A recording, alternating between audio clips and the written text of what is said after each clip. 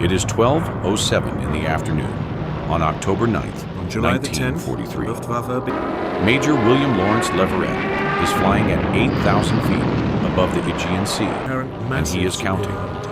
Below him, the destroyer, HMS Panther, is gone. Was filed away Not in damaged. a massive car Gone. index system. She went down in 60 seconds. A single Stuka bomb through her deck, and 176 men were suddenly fighting for their lives in water that looked, from up here, the color of hammered steel. The cruiser, HMS Carlisle, is still afloat, but she is trailing smoke from a wound the crew cannot see and cannot reach. And now, coming out of the northwest at an altitude of 12,000 feet, descending in perfect echelon formation, are 25 German Junkers. So when the Germans began hitting British 87 shipping, he Stuka dive establishing bombs. the air supremacy 25 needed for invasion. Leverette has So 7 he would only take on its P-38s. big attack. He dispatched 3 of them to Question was, hold position would over the radar convoy. make up for The Germany's surviving massive ships need at superiority least in that numbers? much cover, The which stage means was he has massive. 4 fighters to meet Since the June the incoming 10th, formation. 1940, 4 the German twin-engine Luftwaffe Lightnings had been against battling British 25 shipping in the professional North. dive bombers, each carrying a The remainder were 1,100-pound Supermarine bomb Spitfires, with under top its speed similar fuselage, to the 109. and an experienced rear gunner who will be firing backward the moment Leverette closes within range. The An early math example is of not its favorable. potential came on June the 8th, What he did 1940. in the next 15 minutes would make him the most prolific aerial killer of a single day in the entire Mediterranean theater. It would make him the first American Army airman to shoot down 7 enemy aircraft in a single engagement. It would make him a man who, when his guns finally ran dry, used his propeller blades as a weapon rather than let a single Stuka through. And it would earn him exactly nothing from the men who ran the United States Army Air Forces. He had no way of knowing that yet.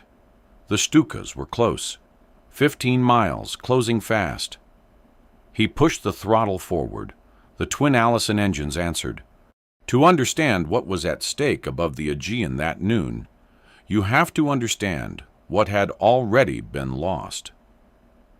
The Dodecanese campaign, that is, the British attempt to seize the Greek island chain from German occupation following Italy's surrender, was hemorrhaging from the moment it began on September 8th, 1943. Churchill had conceived it as a masterstroke. If the Allies could seize Rhodes and the surrounding islands, they could open a second front through the Balkans, bring Turkey into the war on the Allied side, and potentially end the conflict 6 months early. The prize was enormous. So was the risk. The problem was air cover. Rhodes itself held 7,000 German troops, 2 working airfields, and the full logistical weight of Fliegerkorps 10, the Luftwaffe's most experienced anti-shipping strike force in the Mediterranean. The nearest Allied air bases capable of providing sustained coverage were in North Africa, more than 500 miles away. That distance meant that any fighter coverage over the islands would be limited, intermittent, and always racing a fuel clock. The Germans understood this arithmetic perfectly. The Allies understood it too, and proceeded anyway. What followed was an education in the cost of optimism. On September 26th, 2 British destroyers were sunk in Leros Harbor by German air attack. On October 1st, the Italian destroyer Euro went down under Stuka bombs. HMS Penelope was damaged by dive bombers on her way back from a sweep near Stampalia. The cruiser HMS Carlisle and her escort, 4 destroyers, including Panther, Petard, Rockwood, and the Greek destroyer Myaulis, were the newest attempt to keep the sea lanes open, returning from a sweep west of the island of Kos, when Stuka Wing 3's first wave found them in the Scarpanto Strait at exactly noon. The first wave hit at 12 o'clock. Panther went down at 12:05. Carlisle took a bomb that killed crew members on her upper deck and knocked out systems she needed to fight. The second wave, 25 aircraft from I Group, Stuka Wing 3, launched from Megara Air Base and flying in tight formation, was now 12 miles out. If it broke through, the Carlisle would join the Panther on the floor of the Aegean. The Petard, the Rockwood, the Miaulis, all of them would face the same mathematics. There were men in the water right now, survivors from the Panther, depending on those ships to recover them. If the second wave succeeded, the men in the water would be left there. And if the Allies could not hold even this convoy together, the entire Dodecanese operation would be finished. Leros would fall without resupply. Samos would fall. The Balkans' gateway would close. The war would be lengthened by months. The men who would die in those extra months were alive right now, somewhere in England and America, completely unaware that their fate was being negotiated 12,000 feet above the Aegean by 4 twin-engine fighter pilots who were very far from home. Everything depended on William Leverette, and he had, by the fuel gauges in front of him, perhaps 40 minutes of flight time remaining. He was 30 years old. He had been born on September 5th, 1913, in Palatka, Florida, the kind of small southern town where a boy either learns to want something bigger or he doesn't. Leverette wanted something bigger. He earned a bachelor's degree in mechanical engineering from Clemson University in 1934, and then did something most engineers never do. He joined the United States Army Air Corps in 1939 and earned his wings in 1940. He was not a natural-born killer. He was an engineer who had mastered aerial combat the same way he mastered everything, through the systematic application of intelligence, preparation, and a refusal to accept the received wisdom that a problem could not be solved. For years after earning his wings, he did not fly combat missions. He taught. He spent the early years of the war as a tactics instructor, drilling into the heads of other pilots the principles that would keep them alive: energy management, deflection shooting, situational awareness, and above all, the fundamental discipline of attacking from a position of advantage or not attacking at all. In August 1943, he was given command of the 37th Fighter Squadron, 14th Fighter Group, 12th Air Force, and transferred to the real war. His unit flew the P-38 Lightning, and Leverette had by then developed a relationship with that aircraft that bordered on the mathematical. The P-38 was not a nimble dogfighter. It was a twin-engine, twin-boom machine built for range and firepower, 4.50 caliber machine guns, and a 20-millimeter cannon, all clustered in the nose, firing in a devastating convergent cone rather than the wing-mounted guns that required pilots to calculate deflection angles. What the P-38 lacked in maneuverability, it more than compensated for in stability as a gun platform, in speed when diving, and in the fact that its pilot sat in a central nacelle between 2 engines, meaning a single engine failure did not mean death. It meant a longer flight home. Leverette knew his aircraft. He knew its limits. He knew the point at which a banking turn became a structural argument, and the exact throttle position at which the twin Allisons sang without protest. He had been teaching these things to other men for years. Now, on October 9th, 1943, he was about to use all of it.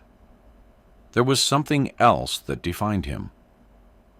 On the ground, Former squadron mates remembered him as quiet, precise, and almost entirely without ego. He did not tell war stories. He did not seek recognition. What he sought, when he sought anything at all, was the correct answer to the problem in front of him.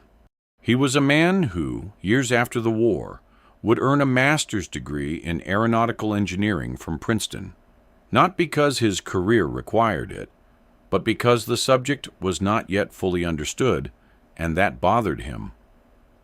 He was facing something on October 9th, 1943, that no amount of engineering could fully account for. 25 aircraft, 4 pilots. He had no way of knowing that one of his planes had gone into battle with reduced ammunition, 350 rounds of .50 caliber per gun instead of the standard 500. He would not learn this for 50 years. It would not have changed anything if he had known. The Stukas were already in their approach. The Junkers Ju-87 Stuka had been the sound of German conquest for 4 years. First flown in 1935, perfected over Spain's Civil War, and then unleashed on Poland, France, the Low Countries, the Balkans, North Africa, and the Eastern Front, the Stuka was not a fast aircraft. Its top speed in level flight was barely 250 miles per hour, slower than almost any fighter it might encounter. It was not an elegant aircraft. Its fixed undercarriage, spatted in distinctive fairings, that gave it a look of a bird of prey with its talons out, created tremendous drag. It was ugly, it was slow. And in the right conditions, dive-bombing unprotected ships, attacking troops who had no fighter cover, shredding tank formations that could not shoot back effectively. It was catastrophically effective. The Ju-87D variant, the model now descending toward the convoy, carried one 1,100-pound bomb under the fuselage and 2 110-pound bombs under each wing. Its dive brakes, large panels that extended from the wings to limit terminal velocity during the attack run, allowed its pilot to place that bomb with a precision that level bombers could not approach. Stuka pilots trained to release at altitudes as low as 1,500 feet, giving the bomb a near vertical trajectory. Against a moving ship, this meant walking the bomb directly onto the deck. Against a destroyer, a single hit was usually sufficient. Against a cruiser, 2 hits would do it. The Carlisle had already taken damage from the first wave. She could not survive another. The formation descending now belonged to I Group, Stuka Wing 3, I Grupa, Stukaje Schwader 3, based at Megara Air Base near Athens. These were experienced crews. They had been flying anti-shipping strikes in the Mediterranean since the North Africa campaign. They had sunk warships before. They knew the approach geometry, the release altitude, the recovery procedure after pulling out of the nearly vertical dive. Their rear gunners, each aircraft, carried a single observer gunner in the rear seat, operating a 7.92 millimeter MG-81Z twin machine gun, were trained to engage fighters that pursued them through the recovery from the dive, when the Stuka was at its most vulnerable. 25 aircraft, each one carrying approximately 1,300 pounds of bombs. Each crew knowing exactly what they were doing and where they needed to be. The mathematics of what was about to happen were simple and brutal. 7 P-38s could not shoot down 25 Stukas. Not even close. But Leverette was not thinking about shooting down 25. He was thinking about the convoy. The convoy had to survive. He called his element and gave the order. The Stukas were 10 miles out, descending formation intact. The sun was behind the Allied fighters, not by accident. Leverette had positioned Red Flight, his 4 P-38s, up sun and above the incoming formation, which meant he was looking down into the Stuka formation, while the German pilots were looking into a glare that made the lightnings invisible. This was not luck. This was the thing he had been teaching for 3 years. The Stukas had not broken formation. They were still in their approach geometry. Spread across roughly a mile of sky, their bomb bay doors not yet opened, their pilots focused on the target below, on the smoking shape of HMS Carlisle, on the other ships of the convoy.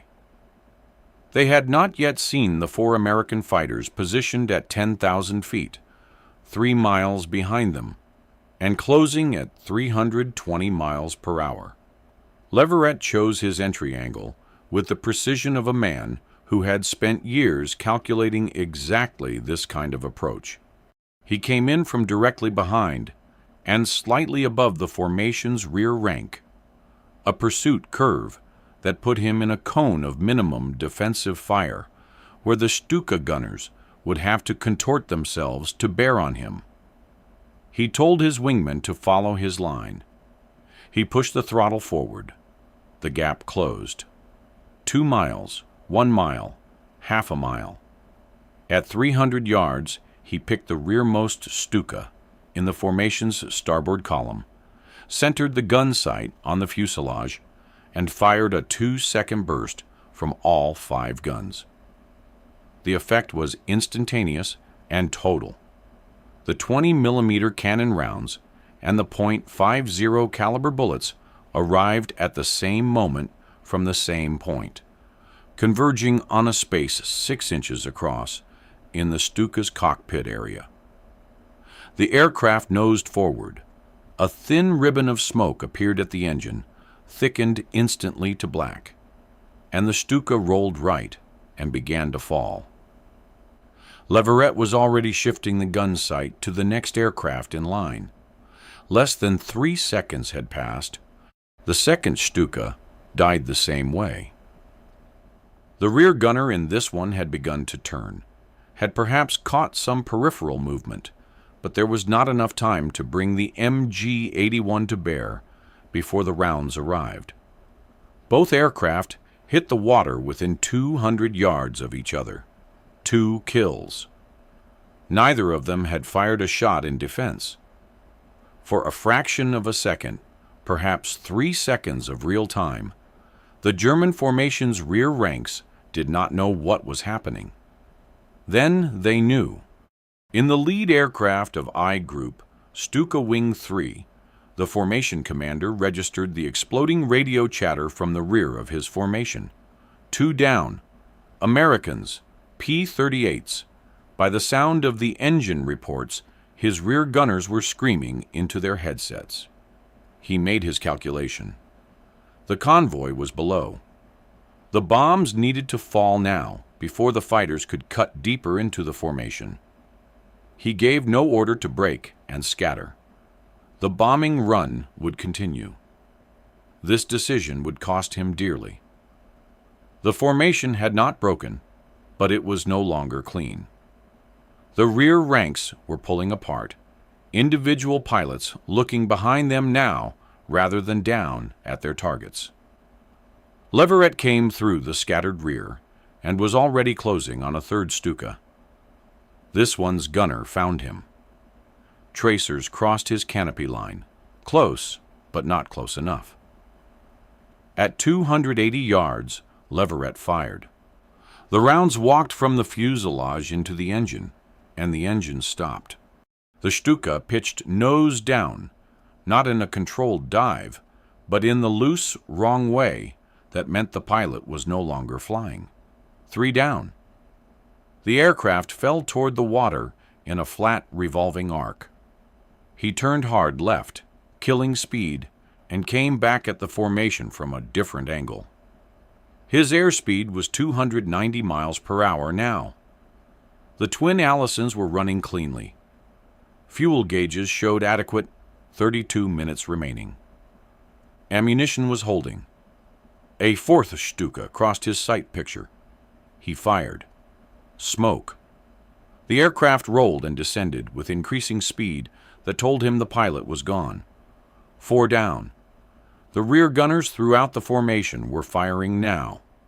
Streams of tracer looping backward, filling the airspace behind the formation with bright, slow-looking lines that were, in fact, arriving at 2,200 feet per second. They were firing at him and at the 3 other P-38s of Red Flight, who were working their way methodically through the formation's flanks. Lieutenant Harry Hanna, Leverette's element leader and wingman, was flying with a discipline that mirrored his commander's. While Leverette hammered the rear center of the formation, Hanna worked the port column. He would claim 5 Stukas before the engagement ended. The convoy ships below were firing their anti-aircraft guns, Oerlikon 20mm cannons, the 40mm Bofors on the Petard, the 4-inch guns of the Carlisle elevated to their maximum anti-aircraft angle. The tracers rising from the water mixed with the tracers falling from the Stuka formation, and the airspace between the fighters and the sea became a lattice of fire that Leverette flew through without stopping. Below him, he could see the first Stukas in the formation beginning their dive runs. They were through. The bombing attacks were beginning despite everything.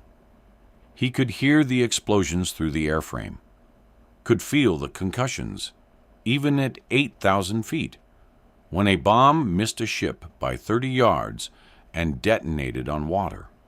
The convoy was still there, still fighting, still moving. He had 27 minutes of fuel. Then everything went wrong at once. He had pressed the trigger and heard the familiar thunder of the guns. And then silence. Not the silence of releasing the trigger, the silence of empty. He checked the ammunition indicator. 4 of his 5 guns were dry. He had the 20mm cannon, 40 rounds remaining. He counted. The formation above him, depleted now, broken, individual Stukas peeling away from the engagement, still had at least 6 aircraft that had not yet dropped their bombs or that were recovering from dive runs and climbing back to altitude. 6 aircraft, 40 20mm rounds. The minimum it would take to destroy a Stuka with cannon fire alone was 10 rounds. The math gave him 4 aircraft, with no margin for misses. He made 4 passes, made each round count. 4 more Stukas fell, 3 of them into the water, one spiraling toward the island of Rhodes with smoke pouring from its engine, where German records later noted it landed in an emergency and was written off. 6 kills in his log. The cannon was empty. 1 Stuka remaining. He could see it clearly. A Jew, 87D, flying at 6,000 feet, not diving, apparently heading away from the convoy, perhaps its pilot uncertain whether to press the attack without the formation's support. Leverette checked his guns.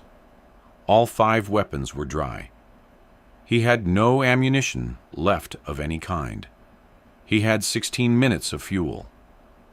Below him, the Carlisle was still afloat. What William Leverette decided to do next was not, technically speaking, a tactic. It was the decision of a man who had run out of all conventional options and had one unconventional option remaining. He pushed the throttle to maximum emergency power and closed on the Stuka from behind. The Stuka's rear gunner opened fire at 400 yards. Leverette held his line. The tracers passed to the left. At 300 yards, the gunner corrected. Rounds struck Leverette's nose section, not penetrating the cockpit, but leaving marks in the aluminum. And then Leverette was inside the gun's deflection arc, too close for the gunner to bear without shooting his own tail. The gunner stopped firing. Leverette came in beneath the Stuka from behind, aiming his left propeller at the German aircraft's rudder. At a closing speed of perhaps 40 miles per hour, he had throttled back at the last second. 3 feet of his P-38's left propeller blade made contact with the Ju-87's rudder assembly. The sound, he later said, was unlike anything he had heard. A grinding, stuttering impact transmitted through the entire airframe, through the throttle levers, through the seat beneath him. The Stuka's rudder disintegrated.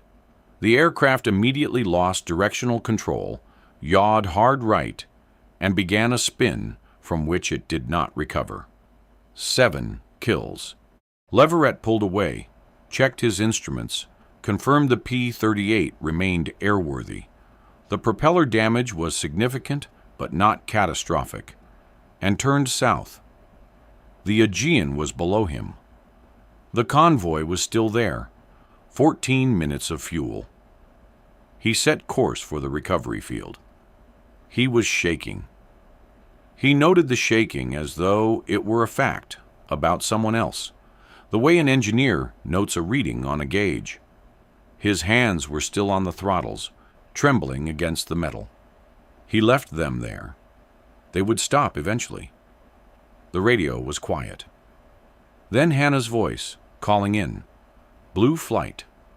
All 4 P-38s of red and blue were still flying. Nobody was dead. Below, the Carlisle and the remaining destroyers were still moving. The Miaulis was pulling Panther survivors from the water. The second Stuka wave had been broken.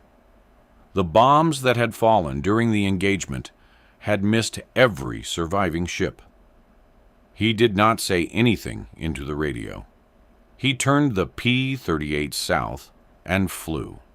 The after-action reports were filed on October 9th and 10th, 1943, and they were unambiguous. Major William Leverette, commanding officer of the 37th Fighter Squadron, 14th Fighter Group, 12th Air Force, had destroyed 7 enemy aircraft in a single aerial engagement. The squadron as a whole had destroyed 16 Stukas and 1 Junkers Ju-88. It was the most lopsided air battle in the Mediterranean theater. 7 American fighters, faced with 25 German dive bombers attacking a defended convoy, had killed 17 of them and broken the attack without losing a single aircraft. Leverette's commanding officer, Colonel Oliver B. Taylor, read the reports and immediately understood what he was looking at. He wrote the recommendation for the Medal of Honor. This requires some explanation. The Medal of Honor is not simply a reward for bravery. It is the highest military decoration the United States can bestow, reserved for actions of conspicuous gallantry and intrepidity above and beyond the call of duty. The standard, as written in the authorizing legislation, requires that the recipient face direct personal risk of death and that the action be performed in a manner clearly above what could be expected of any ordinary soldier. Taylor believed, correctly by any honest accounting, that shooting down 7 enemy aircraft in 15 minutes with a 4-airplane element against a 25-plane formation, and then using his bare propeller as a last weapon after his guns ran dry, met that standard without question. He submitted the recommendation through proper channels to 12th Bomber Command. 12th Bomber Command declined. Taylor later wrote, precisely and without embellishment, I tried unsuccessfully to persuade 12th Bomber Command that Bill should get the Medal of Honor. Of course, the DSC was subject to meeting pretty stiff requirements and something of a rarity itself. The Distinguished Service Cross, the Army's second highest decoration, awarded for extraordinary heroism that does not quite reach the level required for the Medal of Honor, was issued instead. Consider the comparison. William A. Shomo was a reconnaissance pilot who, on January 11, 1945, shot down 7 Japanese aircraft in a single engagement over the Philippines. The strategic situation in the Pacific in January 1945 was not comparable to the situation in the Aegean in October 1943. By early 1945, American air superiority over the Philippines was so total that Japanese aircraft rarely challenged it. The ships and troops Shomo was covering were not under immediate threat of annihilation. Shomo was awarded the Medal of Honor. Leverette, flying 4 fighters against 25 dive bombers that had already sunk 1 ship and were in the process of sinking more, flying with reduced ammunition loads that no one had told him about, flying until his guns were literally empty, and then continuing the engagement with a propeller, received the Distinguished Service Cross. The mathematics did not make sense. Unless the reason for the difference had nothing to do with mathematics. The Dodecanese campaign was, from start to finish, a British disaster that the Americans had been partially conscripted into supporting. By the time of Leverette's engagement, it was already apparent to the senior officers of 12th Bomber Command that the campaign would fail, that the lack of adequate air cover was catastrophic and irreversible, and that the entire Aegean operation had been misconceived. Leverette's achievement was genuine, but a Medal of Honor for actions in the Dodecanese would draw attention to the Dodecanese. It would invite questions about what American fighters were doing there, why there were only 7 of them, and why the entire operation had been allowed to proceed without the air support that might have made it survivable. It would invite questions that the men who ran 12th Bomber Command had very strong reasons for not wanting asked. It was simpler to give him the Distinguished Service Cross and move on.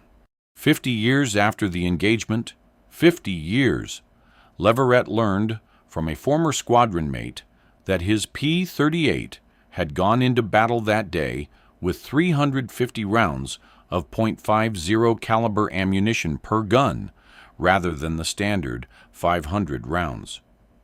The standard load would have given him at least 3 more kills at his rate of fire. He had shot down 7 Stukas and rammed 1 with his propeller on 70% of his standard ammunition allocation. He had never known. Nobody had told him. He had no comment about this, according to those who knew him, in his later years. He was not, by nature, a man who complained. The men who had been in the water that day, the survivors of HMS Panther, pulled from the Aegean by the Miaoulis, were alive because of what he had done. He knew that. It was, apparently, sufficient. The Navy chose its reputation over his medal, quietly, without drama, without ever saying so directly. And William Leverette, being the kind of man he was, never made them answer for it publicly.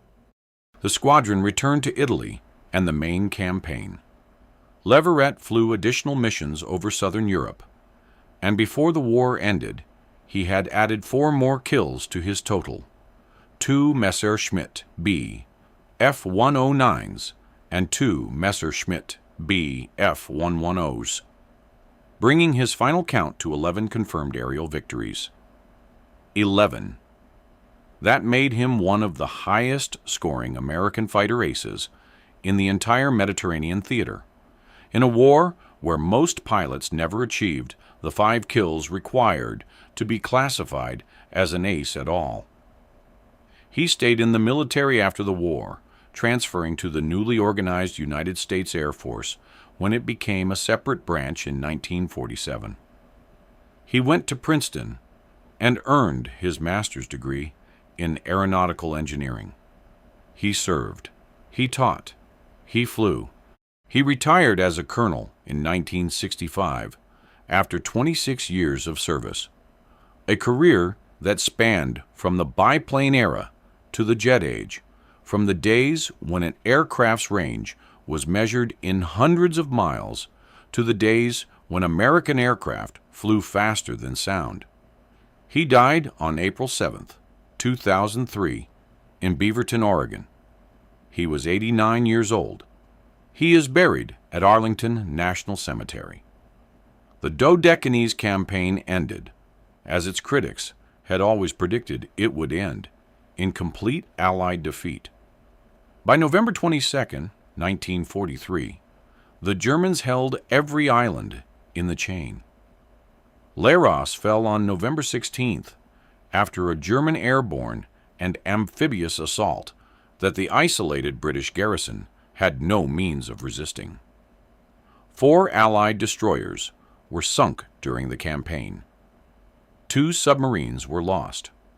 More than 4,800 British personnel were killed, wounded, captured, or went missing in an operation that was intended to be a strategic masterstroke and became instead one of the last clean German victories of the war. The men of HMS Panther, those who survived the 60-second sinking and were pulled from the Aegean by the Miaulis, lived. Most of them made it to Alexandria. Some went back to sea. The enemy commander who led a group, Stuka Wing 3 that day, flew additional missions through 1944. The unit continued operations until Allied air superiority over the Mediterranean made further Stuka operations essentially suicidal. The Stuka, once the sound of German invincibility, was by 1944 a museum piece in a war that had moved far beyond it. What Leverette did on October 9, 1943, did not save the Dodecanese campaign. Nothing could have saved it by then. What he saved were the ships and the men of that convoy on that specific afternoon: the Carlisle, the Petard, the Rockwood, the Miaulis, and the survivors of the Panther who were still in the water when the second wave came in. He saved them by doing something that was, in the strict technical language of military assessment, not supposed to be possible. There is a detail that belongs here because it belongs to the record. The 37th Fighter Squadron had gone into the engagement on October 9, 1943, with 350 rounds of .50 caliber ammunition per gun instead of the standard 500. Leverette later estimated that at the standard load he would have claimed at least 10 kills rather than 7. He did not say this to complain. He said it because he was an engineer, and engineers do not allow incorrect numbers to stand unchallenged, even after 50 years. 10 kills on a standard ammunition load, with a propeller when the guns ran dry. The Army gave him the Distinguished Service Cross.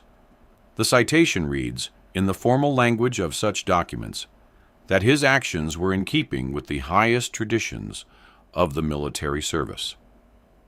It says nothing about the recommendations that went nowhere.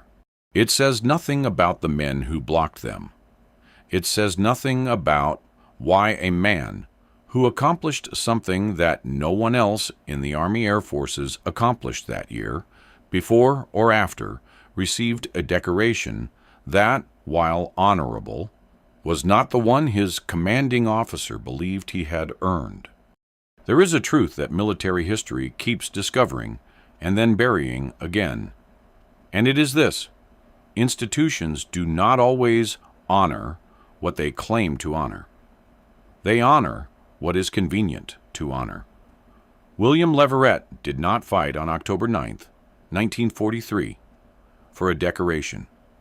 He fought because there was a convoy below him that was about to be destroyed, and he was the man in position to prevent it. He fought because that was his job, and he was very good at his job. And there were men in the water already, and the second wave was coming in.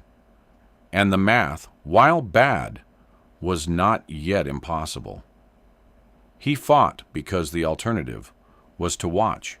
He was a quiet man from Palatka, Florida, who studied engineering and spent years teaching other people how not to die in the air. And when his moment came, when the most important 15 minutes of his career arrived unannounced in the middle of a lunchtime in the Aegean, he performed at a level that no other pilot in that theater matched on any single day of that war.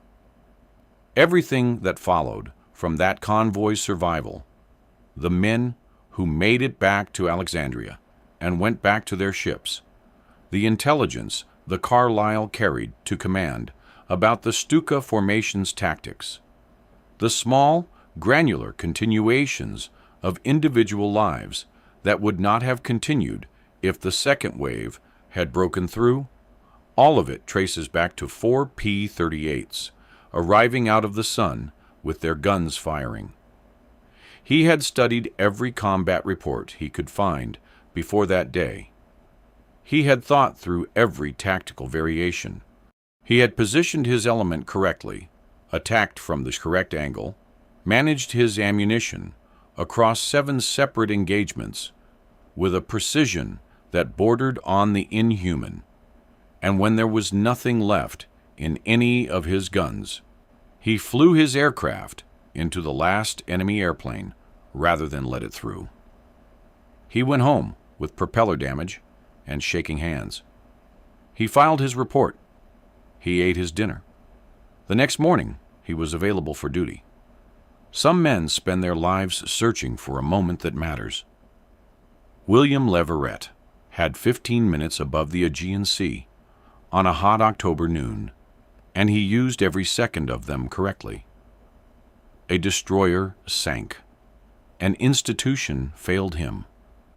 And the men he chose to save woke up the next morning in waters that were, because of him, still theirs. That is what remains.